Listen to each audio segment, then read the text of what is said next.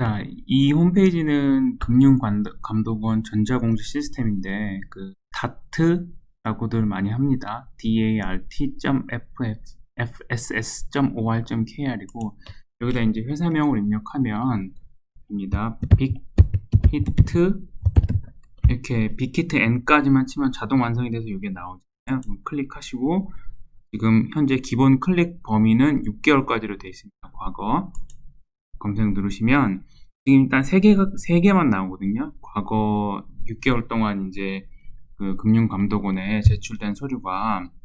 근데 그것 중에 발행 조건 확정 증권 신고서 지분 증권이라는 게 있어요. 요걸 한번 클릭해 보시면 이렇게 상이 하나 뜹니다. 쭉 한번 내려 보시면은 자세하게 나와요. 지금 보시는 부분이 그 국내랑 국내 증권사들이랑 JP 모건 증권 서울 지점에서 이 총액 인수를 해서 기관, 외국인, 그리고 개인 투자자들한테 주식을 이제 매출을 한 거거든요. 인수 방법이 총액 인수라고 나와 있고, 이 총액 인수는 빅히트가 시장에 매각하려고 한 거를 이 증권사들이 전부 자기네 계산으로 사서, 그리고 매출이라고 그러는데 그거를 기관, 외국인, 개인 투자자들한테 판 겁니다. 근데 싸게 사갖고 비싸게 판 건 아니고 이 가격에 그냥 공모 가격에 판 거예요. 근데 이제 물론 그 과정에서 이제 금융 중개업자 역할을 했으니까 이제 수수료는 얼마 받았겠죠. 청약하실 때 수수료가 있었고요. 그 외국인 투자자들은 그 청약을 받으면은 그 청약한 금액에 배정받은 금액에 대해서 1% 또는 2%를 그 수수료로 냅니다, 보통.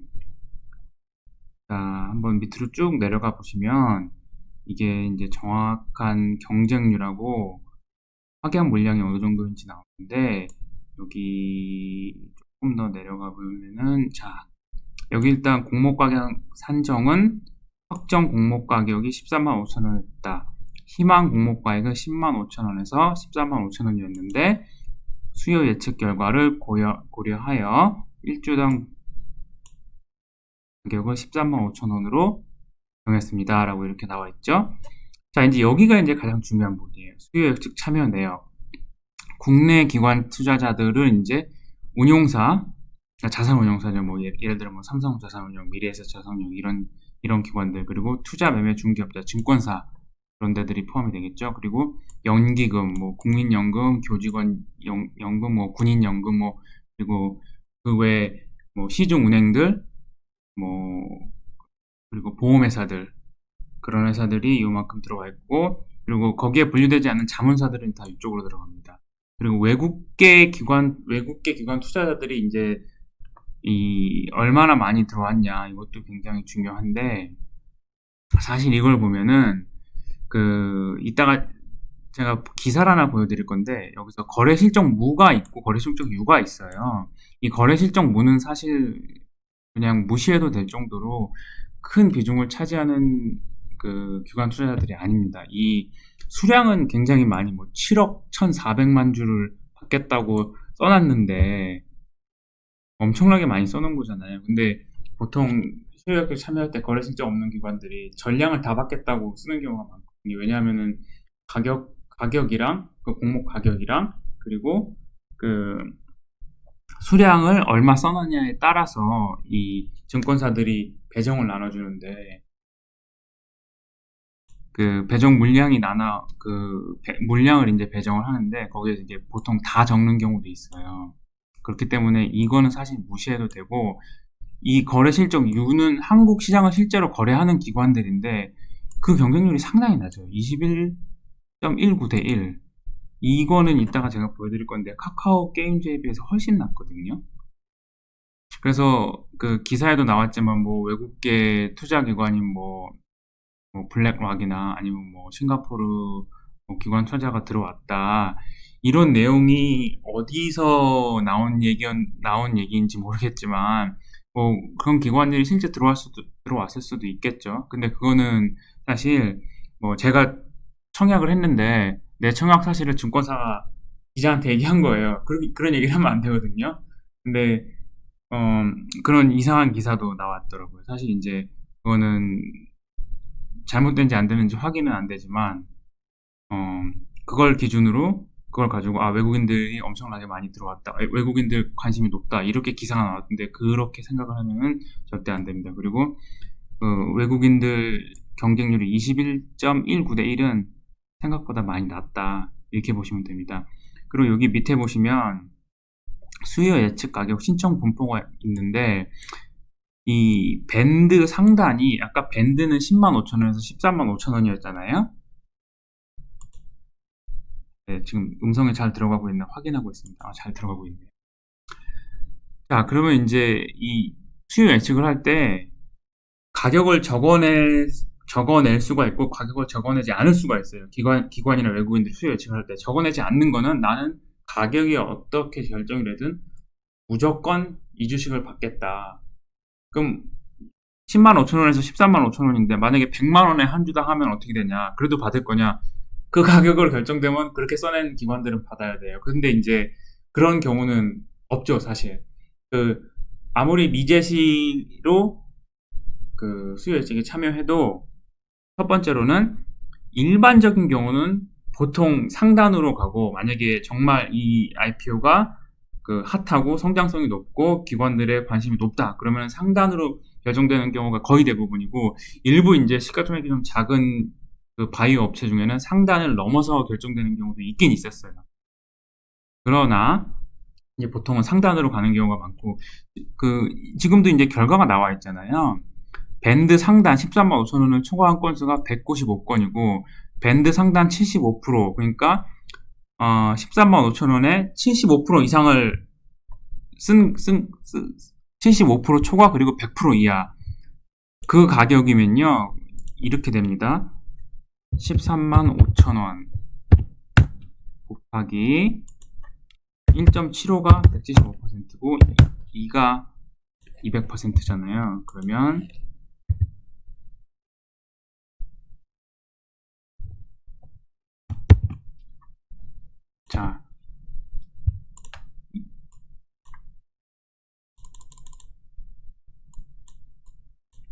자 236,250원에서 27만원 사이에 이 주식을 나는 받겠다라고 한 기관들이 이렇게 많아요.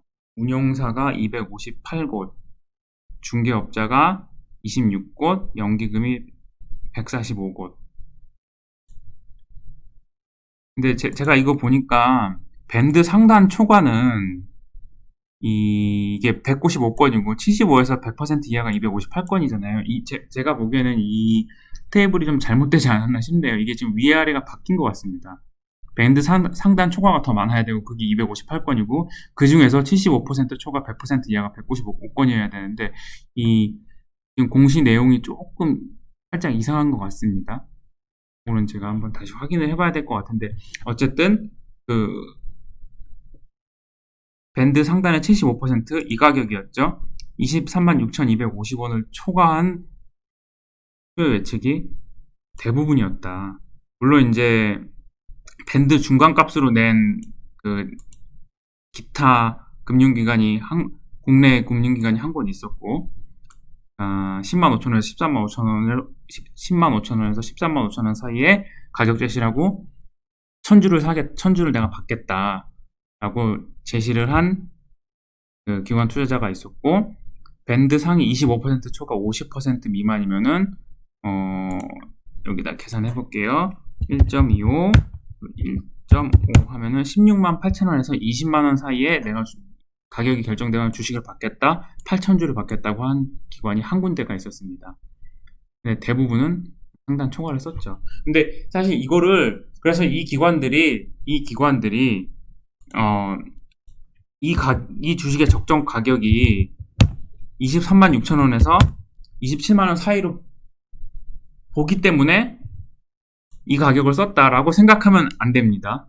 왜냐하면 아까 제가 서두에 말씀드렸듯이 내가 물량을 더 많이 받고 그리고 더 높은 가격에 받겠다고 쓰는 기관들한테 일반적으로 이 모집 매출을 진행하는 증권사들이 조금 가산점을 줘서 주식을 더 많이 배정을 해줘요.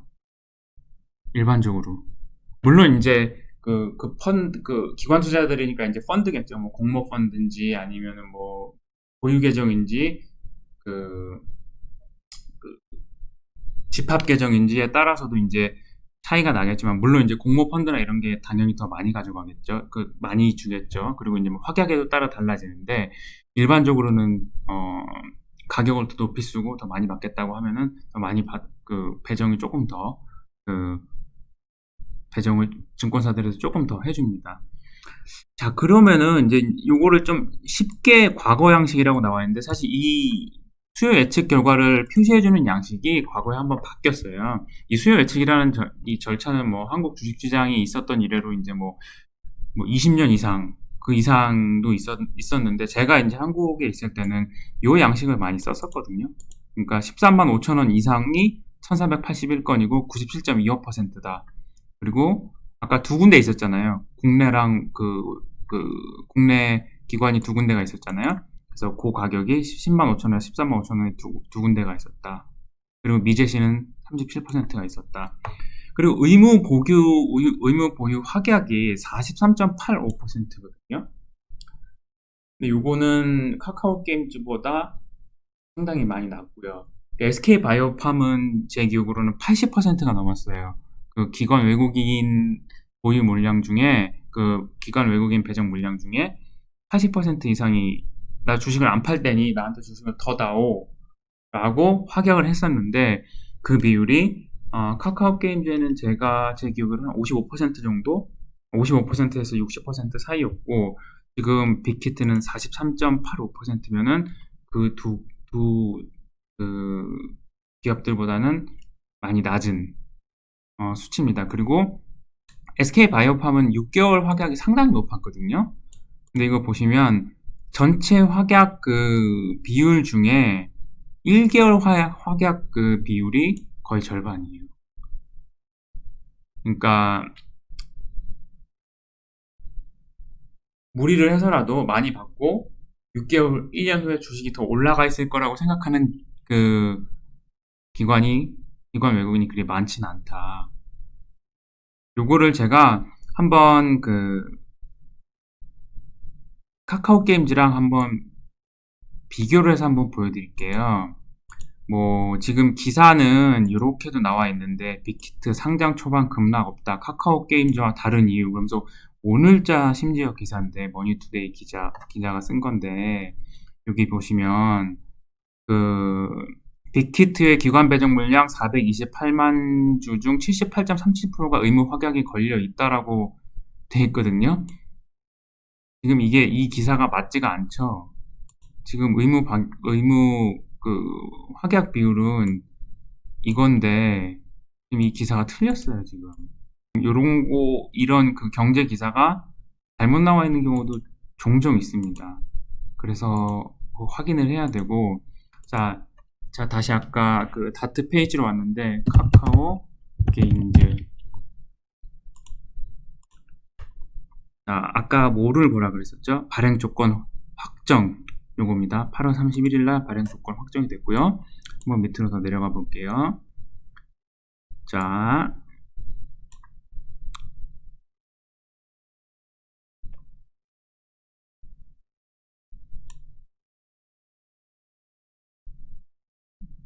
여기 보시면 일단 빅히트랑 다른 점은, 모든 기관들이 단 한 곳의 기관도 예외 없이 밴드 상단 75% 초과 100% 이하로 가격을 냈다는 거예요. 하나도 없었어요. 근데 일단 빅히트는 두 군데 기관이 있었어요. 그렇게 비싸게 안 보는 기관이. 그리고 확약 비율이 58.59%. 아까 빅히트가 얼마였죠? 43% 정도였죠. 58.59%. 이게 더 카카오 게임즈가 더 확약 비율이 높습니다. 그리고 여기 보시면 거래 실적 한국을 실제로 거래하는 기관 투자자들 총 제시 건수가 145개 기관이 들어왔는데, 빅히트가 얼마 들어왔죠? 125개 기관. 125개 기관, 여기는 145개 기관. 그러니까 외국인들 참여가 카카오 게임즈보다 더 낮아요. 외국인들이 들어온 기관 수로 봐도 더 낮은데 기사상으로는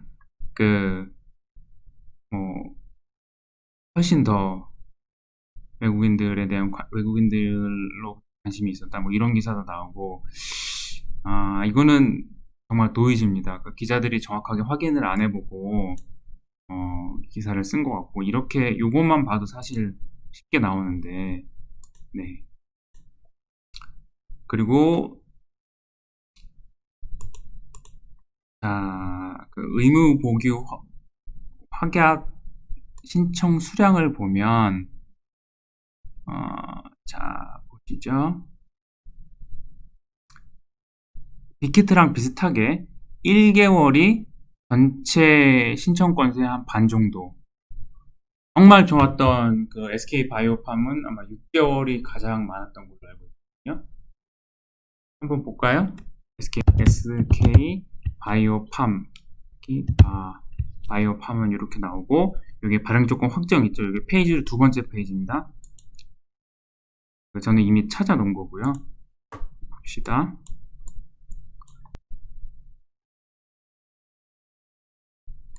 자, 여기 보시면은 외국인 기관 투자자들 중에 거래 실적 문은 하나도 안 들어왔어요. 하나도 안 넣은 거예요. 그러니까 SK 바이오팜이, 이거는 이제 주관사들에 따라서 다른데, 주관사가 나는 한국 시장 너네 기존에 거래하던 고객들 아니지? 우리한테 그 물량 주던 고객들 아니지? 그럼 니네는 안 받아. 이렇게 해서 아예 접근을 막은 거예요. 그게 빠지면 경쟁률이 훨씬 낮게 나올 수가 있죠. 그래서 SK 바이오팜이 경쟁률이 더 낮은 건가? 그 인기가 더 없었나? 카카오 게임즈나 아니면 빅히트에 비해서 절대 그런 게 아닌데, 아예 이건 안 받은 거예요. 거래 실적이 없는 고객들에 대해서는. 그리고 거래 실적이 있는 고객들에 대해서만 받았는데, 거래 실적 있는 고객들 117개 기관이 들어왔다.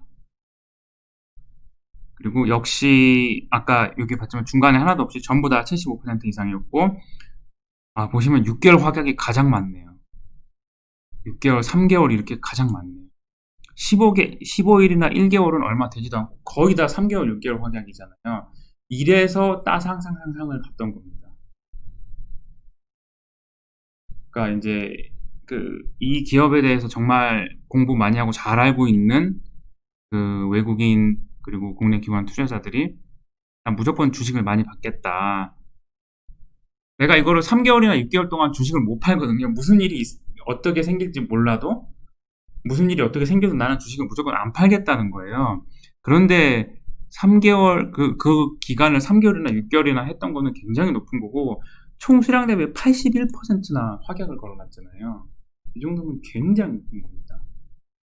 그러니까 사실상 나올 수 있는 거는 기관 배정 물량 그 중에 확약이 안 걸린 19%랑 이제 그 개인 물량 일부밖에 없었는데, 또 개인 물량이 또 얼마 되지 않았거든요.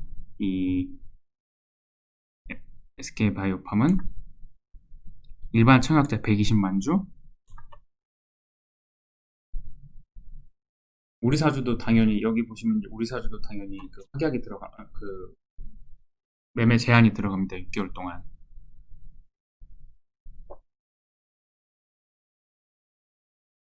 자, 오늘은 여기까지 알아봤고요.